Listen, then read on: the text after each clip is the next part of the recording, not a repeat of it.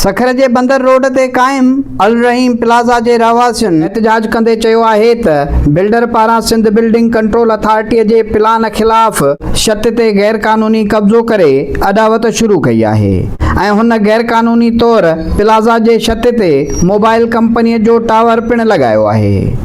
हुननि इल्ज़ाम मढ़ियो त बिल्डर नक्शे में पास थियल रस्तो बि बंदि करे छॾियो आहे ऐं उते दुकान क़ाइमु करे वरितो आहे। हुननि चयो त असां पारां इन मामले बाबति पुछा करण ते हुन हिकु हफ़्ते खां समूरनि फ्लैट्स जो पाणी बंदि करे छॾियो आहे, जंहिं सबबु समूरा रहवासी सख़्तु परेशान आहिनि। प्लाज़ा में रहंदड़ माण्हुनि एहतजाज कंदे मुतालबो कयो त हिन प्लाज़ा में थींदड़ गैर क़ानूनी अॾावतुनि ऐं टावर ठाहिण तोड़े पाणी बंदि करण वारे अमल जी जांच करे बिल्डर ख़िलाफ़ कार्रवाई कई वञे। उन में इहो हूंदो आहे त अमेनिटीज़ जेके हूंदियूं आहिनि उहे जेके उते रहंदा आहिनि फ्लैटीज़ उन्हनि जे जेको इस्तेमालु हूंदियूं आहिनि। हिन रफ़ीक छा कयो आहे, हिते पंहिंजो नाजाइज़ तिजारतदारी इस्तेमालु कंदे डेली बेसिस ते ही अचे थो।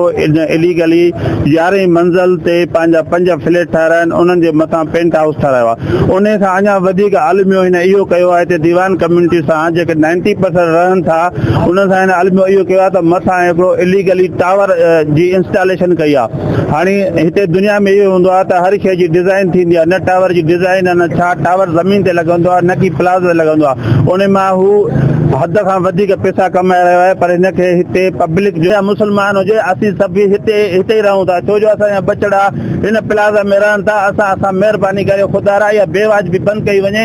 सिंध बिल्डिंग कंट्रोल अथॉरिटी वारनि खे वस वारा अपील कनि, उन्हनि खे हिदायत कनि अॼु हुते अचनि ऐं मथे जेको हिन गैर क़ानूनी इमारत ठाहिराई आहे उहा अॼु डिमॉलिश कराइनि ऐं मथे टावर खे ख़तमु कराइनि जीअं असांजी जान खतरे खां फार थी वञनि। असांजो अर्ज़ु इहो आहे कानूनी हिसाब आहे जेको नक्शो आहे असांखे उनजे हिसाब सां ॾे। असांखे मौतमार धमकियूं थी ॾिनी वञनि, असांखे सभिनी सर्टिफिकेट वारनि खे टार्चर थो कयो वञे।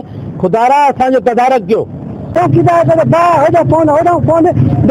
परवाह न आहे, कानूनी चाबी खणी आहे निपट में सिस्टम मसला तो मानू को देना असा काटे ना साईं जुर्माना ना वडो ज्यादा मसला चल रहा है। ये छत में ताला लगा दिया गया है, ये सबर दिन था ये इस वजह से प्रेस में आना पड़ा है। तो मेहरबानी करके इसको कुछ ना कुछ कर जाए, ज्यादा से ज्यादा और ज्यादा परेशानी में आ जाए तो कोई फायदा नहीं है।